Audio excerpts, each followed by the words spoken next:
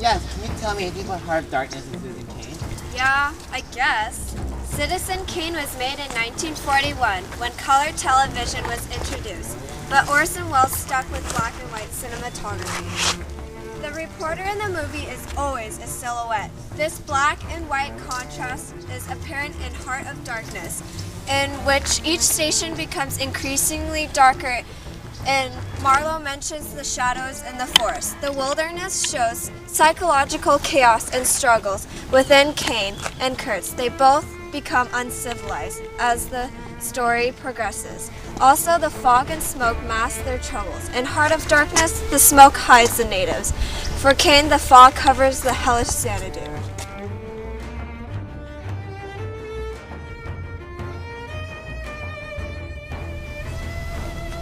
Anything else? Oh yes, Kane and Kurtz both love to collect items. Kurtz collected ivory while Kane collected white statues. In a sense, these items consumed their lives. They filled the void that both men didn't have, love. These statues and ivory both are lifeless and can be easily controlled by both men who are paralyzed with their greed for these items.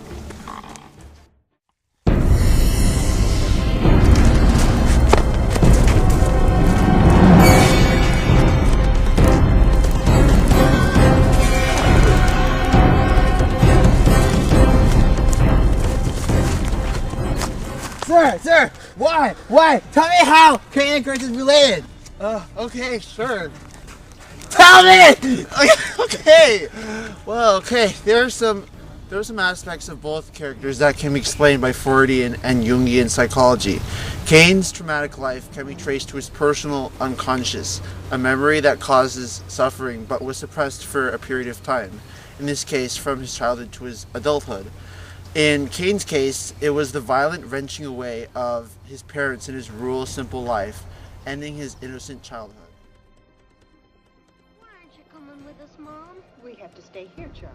You're going to live with Mr. Thatcher from now on, Charlie. You're going to be rich. Your ma figures. Well, that is, me and her decided that this ain't the place for you to grow up in.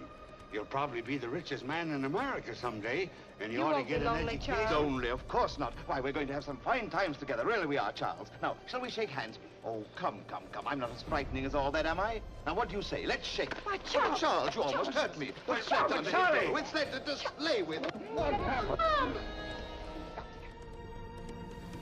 The origin of Kurtz's personality is less clear-cut, but it is likely that his id always had a yearning for him to be domineering and power-hungry, and that was helped along by his extraordinary persuasion and oratory skills. Once his ego led him to Africa to pursue his goal, some unknown thing in his collective unconscious, that is, experiences of all humans that lived before him, triggered a primordial bond with nature to be reawakened, thus truly unleashing his id. How did this transform them? Well, Kane gradually developed into a crazed bestial maniac without any superego or moral compass at all. He was in denial of this problem and allowed the shadow of his psyche to take over. This is illustrated in the dark, cavernous Xanadu he finds himself trapped in towards the end of his delusion. Kane's dealings with women are another example. He treats both of his wives as objects to be ordered around.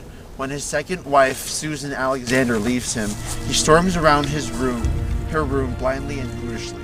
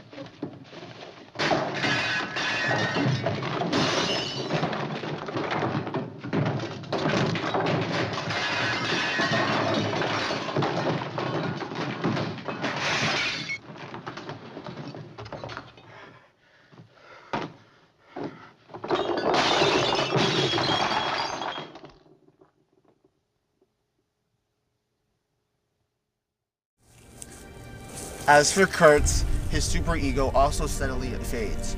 According to the mannequin, he becomes primordial in several ways, such as his appearance, his movement when he walks on all fours, his behavior, his dictatorship-like behavior to the natives, and his pursuing of his material and his sexual desires.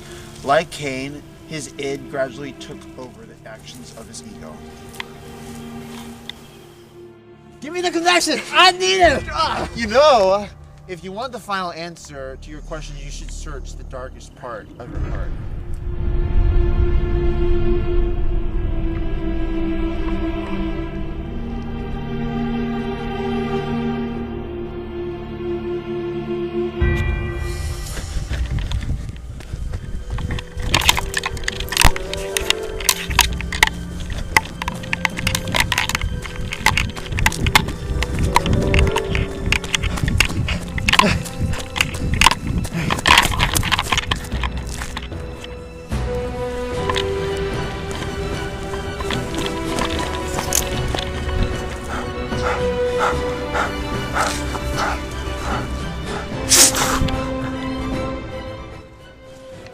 Wait, excuse me. May I please speak to you? Go away. Hungry. But I was just wondering if you knew about the Heart of Darkness and Citizen Kane. Heart of Darkness. Citizen Kane. Clean cut. I've got all my clues as to how they're related, but I have no idea what it all means. You'll only meet the same demise as Citizen Kane and the man Kurtz who suffer from a heart of darkness if you continue to search for the answer. The themes are the same. Mr. Kurtz, Mr. Kane let their idealism prevent them from seeing the darkness of power and responsibility. Power, money, corruption, pain, blindness, deterioration. Take heed. It's good to seek knowledge, but do not let judgment wane. Be warned, even the most civilized can turn savage.